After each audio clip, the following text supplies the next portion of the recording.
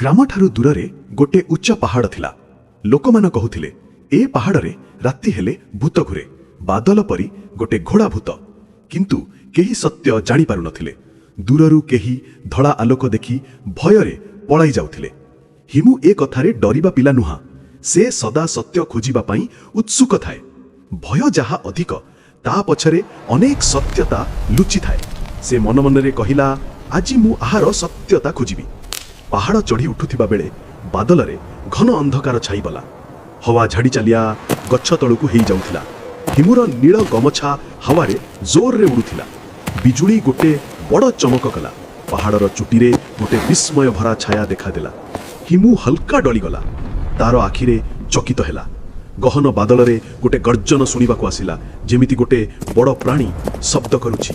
ଧରା କମ୍ପିଲା। ବାଦଲ ଫାଟି ଦୁଇ ଖଣ୍ଡ ହେଲା ଏବଂ ଧଳା ଆଲୋକ ମଧ୍ୟରେ ଗୋଟେ ଅତି ବଡ଼ ଘୋଡ଼ା ବାହାରିଲା।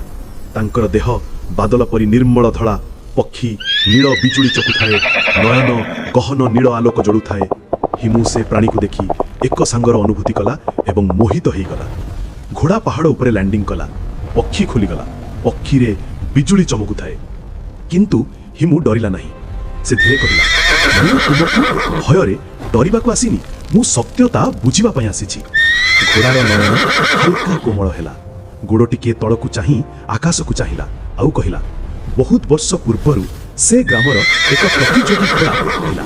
ମନୀଷନ ତାକୁ ବଡ଼ କଷ୍ଟ ଦେଉଥିଲା ଆଉ ମାରୁଥିଲା ଏବଂ ଶକ୍ତି ପାଇଁ ବିଷାକ୍ତ ଔଷଧ ଘୋଡ଼ାକୁ ଏକ ଖେଳନା ପରି ଦୁର୍ବ୍ୟବହାର କରୁଥିଲେ।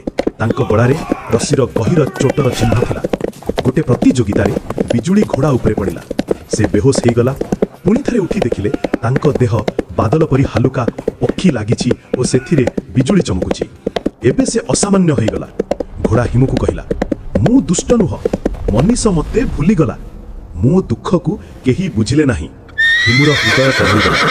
ହିମୁ ଘୋଡ଼ାର ଗଳା ସ୍ପର୍ଶ କଲା। ସେଇ ଆଘାତ ଜାଗାରେ ହାଲକା ଧଳା ଲୋକ ଆସିଲା। ଘୋଡ଼ାର ନୟନ ଲୁହରେ ଭରିଗଲା। ଘୋଡ଼ା ଧୀରେ ଝୁଙ୍କି ବଢ଼ି ହିମୁକୁ ନମସ୍କାର କଲା, ଯେମିତି ସେ ଏକ ନବବନ୍ଧୁ ପାଇଗଲା। ଉପର ବାଦଲ ଘୁରୁଛି, ବିଜୁଳି ଟୁପ୍ ଟୁପ୍ ପଡ଼ୁଛି। ଆକାଶ ଗୋଟେ ଚକ୍ର ପରି ଘୁରୁଥିଲା। ଘୋଡ଼ା ତାଙ୍କର ବଡ଼ ପକ୍ଷୀ ତଳ କଲା। ହିମୁ ହସିଦେଲେ। ଧୀରେ ଘୋଡ଼ା ଉପରେ ଚଢ଼ିଗଲା। ଘୋଡ଼ା ପାହାଡ଼ରୁ ବଡ଼ ଜମ୍ପ କଲା। ପକ୍ଷୀ ଖେଳାଇଲା। ବିଶାଳ ଆଲୋକ ଆକାଶରେ ଛାଡ଼ିଗଲା। ଘୋଡ଼ା ବାଦଲ ମଧ୍ୟରେ ଉଡ଼ୁଥିଲା। ଧଳା ପରେ ନୀଳ ଆଲୋକ ଚିହ୍ନ ରହୁଥିଲା। ହିମୁ ନୀଳ ଆକାଶରେ ଛୋଟ ପରି ଲାଗୁଥିଲା। ଗ୍ରାମର ଲୋକ ଉପର ଦେଖି କହିଲେ, ଏଟା ଭୂତ ନୁହଁ, ଏଟା ତ ଜାଦୁଇ ଘୋଡ଼ା। ସେମାନେ ଆଶ୍ଚର୍ଯ୍ୟରେ ଜମିଗଲେ। ହିମୁକୁ ଘୋଡ଼ା ଉପରେ ଉଡ଼ିବାର ଦେଖିଲେ। ଘୋଡ଼ା ସବୁଠୁ ଉଚ୍ଚା ବାଦଲରେ ଉଡ଼ିବାକୁ ଲାଗିଲା। ବାଦଲରେ ଛାଡ଼ିଗଲା ଅନ୍ଧକାର। ଶାନ୍ତି ବର୍ଷ ପରି ଝରିଲା। ଘୋଡ଼ାର ବିଜୁଳି ଶାନ୍ତ ହେଲା। ତାଙ୍କର ଦେହ କୋମଳ ଧଳା ଆଲୋକରେ ଚମକିଲା। ସେ ହିମୁକୁ ଦୟାଳୁତାର ସହିତ ଦେଖି କହିଲେ, ତୁମେ ମୋତେ ବୁଝିଲେ, ତୁମେ ହୃଦୟରୁ ବହୁତ ଭଲ ସାଙ୍ଗ। ହିମୁ ଘୋଡ଼ାର ମୁଖ ଛୁଇଁଲା। ମୁଁ ପ୍ରତିଶ୍ରୁତି ଦେଉଛି, କେହି ତୁମକୁ ଭୂତ କହିବେ ନାହିଁ। ତୁମେ ସ୍ୱାଧୀନତାର ପ୍ରତୀକ। ଘୋଡ଼ା ନୟନ ବନ୍ଦ କଲା ଶାନ୍ତିରେ। ଘୋଡ଼ା ଗୋଟେ ବଡ଼ ଜମ୍ପ କଲେ ଏବଂ ବାଦଲରେ ବିଲୀନ ହେଇଗଲା। ଧଳା ଆଲୋକ ଖେଳିଗଲା। ହିମୁ ଅନ୍ତରରୁ ବହୁତ ଖୁସି ଅନୁଭବ କଲା। ସୂର୍ଯ୍ୟ ଉଠି ଆସିଲା। ପାହାଡ଼ର ଚୋଟିରେ ହିମୁ ଡରିଥିଲା। ତାର ଗମଛା ହାଲକା ହାୱାରେ ଉଡ଼ୁଥିଲା। ସବୁକିଛି ଏକ ନୂତନ ଆରମ୍ଭ ପରି ଲାଗୁଥିଲା। ଭୟ ନୁହେଁ, ଅଜ୍ଞାନ ସବୁଠୁ ବଡ଼ ଶତ୍ରୁ। ପ୍ରତ୍ୟେକ ଜୀବକୁ ସ୍ୱାଧୀନତା ଦରକାର।